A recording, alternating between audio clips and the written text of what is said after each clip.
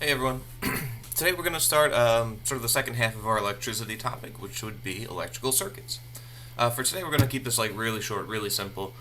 Basically what I want you to be able to do by the end of this is to basically know what a circuit is and be able to draw like a simple circuit. And if you can do those things, then you're in good shape. So let's get started. What is a circuit? Like you've heard the term before. Like we know that it's definitely something electrical. What a circuit actually is, or what makes something a circuit, is it's any closed loop for electricity to follow. It's any closed loop for electricity to follow. A couple important points there. One is that it has to be a closed loop, and by that I mean you have like a starting point, which would typically be like a battery or like an outlet or like wherever that would be. You need a wire to connect that power source to your device, and then have a wire that connect the device back to the power source. And if you can do that, you have a circuit. Typically, a circuit would consist of at least one power source and then one device that is being powered by that source. So a nice example of like a really simple circuit here is one that we've got drawn. We have a battery, and that battery provides energy for the circuit.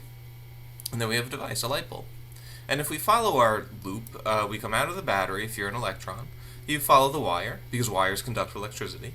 So an electron can travel through it. And then you reach this light bulb. That light bulb uses up your energy if you're an electron. It uses up that energy and converts it into something helpful. So for a light bulb, it makes light, like a heater would make heat, and so on. So you go through this light bulb, and that kind of takes up all of your energy. So now you're tired, like you're a tired electron. So where do you go to get more energy now that you're tired? Well, you follow the wire back to the battery so that you can collect more energy. And then you go through the battery, and then through the wire, or a light bulb, and then back to the battery. And so that's why it has to be a closed loop. These electrons need to be able to gain energy and then use it, and then gain energy and then use it. So you have to have a circuit that sort of connects, or comes around full circle.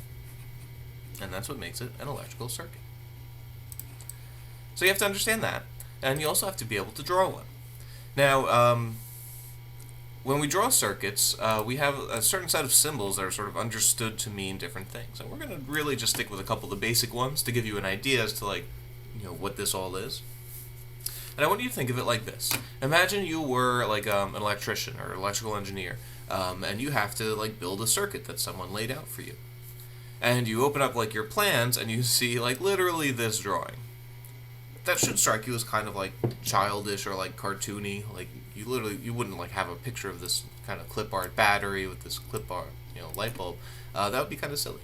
Instead, they have schematic plans that if that would look strange if you were the first if you didn't know what you're looking at. But if you know what you're looking at, it's a lot cleaner and more professional. And so we're going to run through a couple of those symbols and look at how you would draw one. So the three symbols that we're going to look at are these three right here. So this device all the way on the left is a resistor, which is something that, kind of what it sounds like, provides resistance. It helps resist electricity flow. We're going to talk about resistance in the next lesson, so right now that might seem a little bit weird. But what a resistor is it's something that slows down electricity so that you don't have too much going through your circuit. Too much electricity can damage your device or be dangerous. So, it seems counterproductive, but it is a thing that can be helpful. This symbol right here, we have a wire coming in. Then we've got a short line, a long line, a short line, a long line, and then the wire coming out. This is the symbol for a battery. So if you were drawing a battery, you could have the wire coming in, short, long, wire coming out. And again, sort of the idea is that this symbol, if you know what it means, it represents a battery. And it's just a little cleaner, a little easier to draw rather than spending your time making this colorful cartoon battery like we have up here. We just use this symbol. And again, if you know what you're looking at, you would look at this in a diagram and be like, oh, that's a battery that goes there. Last up, this symbol would be a light bulb. Or a lamp. So if you're drawing that one, you got your wire coming in, a couple loopies, and then we're just going to put it in a circle. And again, this symbol, I know it looks weird, but if you knew what you're looking at, you would understand that this is a light bulb connected to our circuit. So this must be, yeah. So number 21. We'll do this one together. Have you try 22 on your own, and that'll be good for today. Using circuit symbols, draw a circuit that consists of a single light bulb connected to a battery. All right.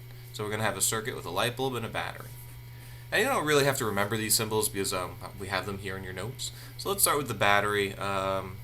So again, this is our symbol for battery up here. So we've got our wire coming in, short line, long line, short line, long line. Long line. Alright, and then our wire coming out. Cool. And then what are we connecting this to? Well, it sounds like a light bulb. So our light bulb, remember, is like loop, loop, loop. And then we're going to put it in a circle. And that's our light bulb. Now, what I drew so far would not work. It would not be a good circuit. The light bulb wouldn't turn on. And the reason for that is we don't have a closed loop. So what we need to do here is connect the other end of the battery back to the wire. And now this would work. Now, what we just drew is actually exactly the same as this circuit up here. Right? We have a battery, a light bulb connected by wires. And so here we've got a battery, a light bulb connected by wires. And again, the idea here is to make this sort of like quick, clean, like professional looking and easy to draw. And that's why we go with these symbols as opposed to these pictures, you know, spending time drawing pictures of batteries and stuff like that. Seems like a waste of time when you can just do this. Try 22 on your own. We're just going to add one more device to it. If you're having trouble, I'm going to go over it in a minute anyway.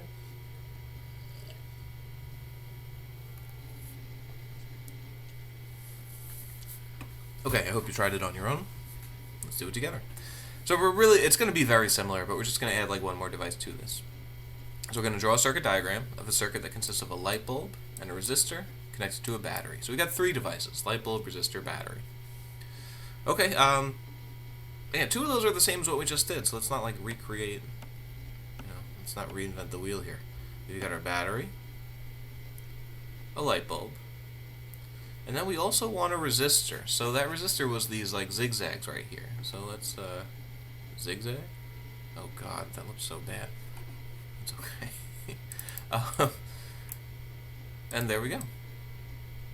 So again, looking at these two, as long as you know what you're looking at, you understand these circuit symbols, you're saying, oh, these are 2 really similar circuits, but the difference being that one of them has a resistor.